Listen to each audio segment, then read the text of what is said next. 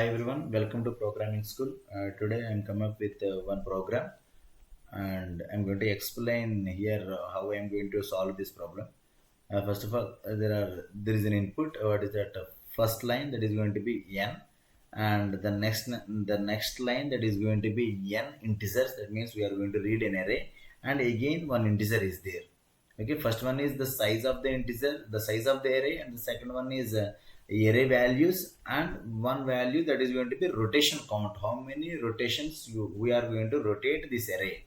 Okay, here I am going to rotate it for 2 times. That means here in the first rotation, for example, this is the input, right? This is the input, and the first rotation, that means the rotation 1, the 9 is coming front, and this is the first rotation.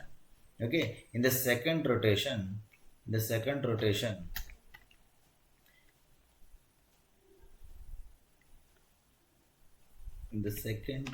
again I'm going to write complete.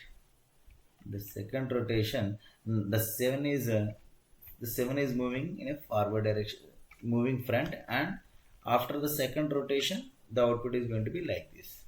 That is the final output here. That is the final output. That means I am going to rotate the array for 2 times.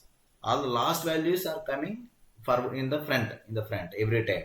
In this way I am going to do it. Okay, for example, here there is some constraints is there. What is that? For example, if the rotations are, for example, 100, that means the rotation count is more than the array size. More than the array size, what we have to do? I'm not doing 100 rotations here. Just simply we have to rotate it for simply mod times. For example, the rotations are 6. For example, the rotations are 6, but it is greater than the array size. Just simply is 6 mod 5. What is the remainder here? That is 1. That means one rotation is enough.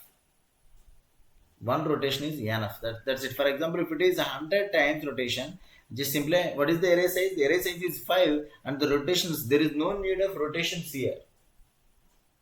Yes, that's it. I'm going to write the logic for that. Now I'm going to read what is the array size. Then I'm going to read the data here.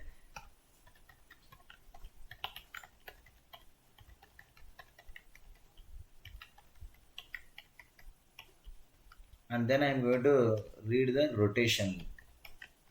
How many rotations I want. Yes, this is the input reading. Now I am going to write the logic. Here I am going to write r is equal to r mod n. Yes, that means we are going to redefine the rotation count. Okay, then I am going to write just simply print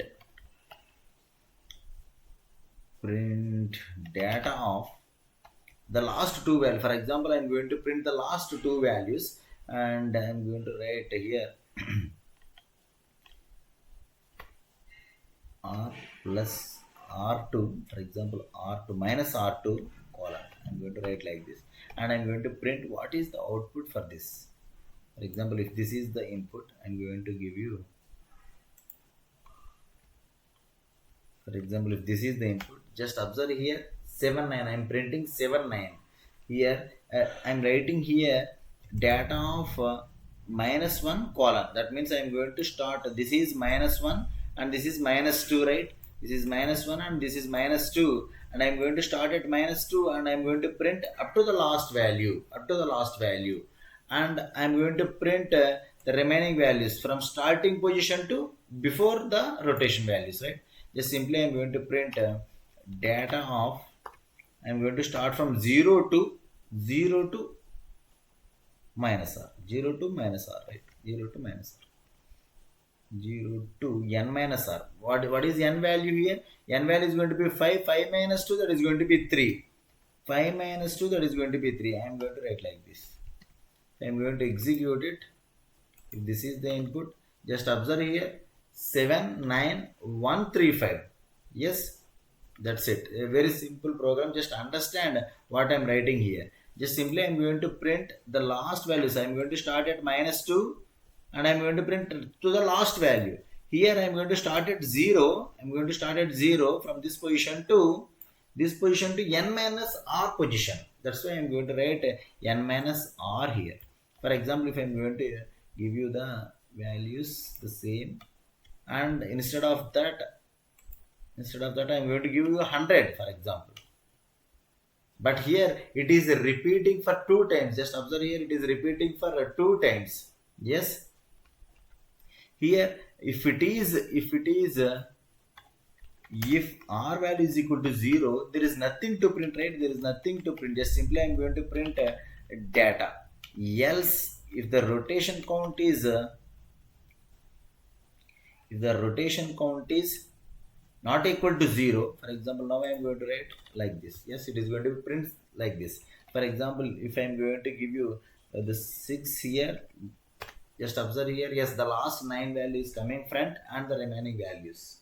If the rotation count is 0, just simply I am going to print this value. That's it, nothing else. But here, when I am printing that, these are values, but here it is going to be list, right?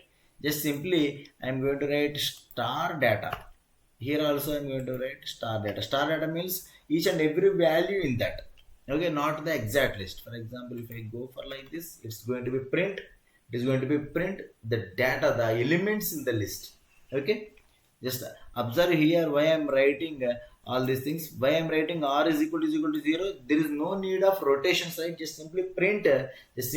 What is the data inside that. Just simply print that. If there is a rotation, just simply print like this. If you have any doubts on this video, on this program, just comment it. Definitely I will repeat it. Okay, and if you like the video, just share to your friends. That's it for this video. Thank you guys.